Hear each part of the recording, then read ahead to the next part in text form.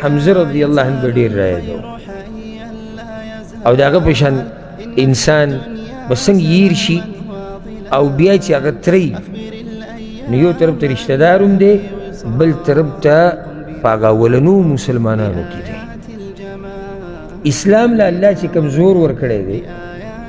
نو دی ولا باغ ورځ ورکړی چې کوم ورځ حمزه رضی الله عنه اسلام قبول کو او بیا ولا کله ورکو چې کله عمر رضی الله عنه اسلام قبول کو حمزه رضی الله عنه چې دته ویل کېږي اسد الله شیر د الله لوی قربانین د دین دپاره ورکړي دي ما د خپل مستقل سیرت هم بیان کړی او هغه انسان چې د رسول صلی الله علیه وسلم سره د مکې دور نه دی ولاړ بیا د احد په غزا کې هغه وحشي راغی او دی قتل کو او د هغې سره دی شهید شو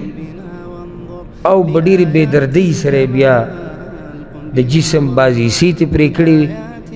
مثلی کړې وه هغه سړي بیا اسلام قبول کو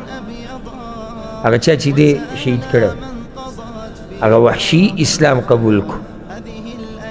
نو راغی په رسول صلی الله علیه وسلم پسې پخپله وی فلما رآني کله چې پیغمبر صلی الله علیه وسلم زه ولیدمه وی انت وحشي تا هغه وحشي هغه کس هغه زما هغه ترې چې وجلی و ورته وی نعم زه یم انت قتلت حمزه تا حمزه رضی شهید کړی نو هغه وی ما ورته ووایي چې یا رسول الله بس خبره کده کومې تاسو ته رارسېدلې ده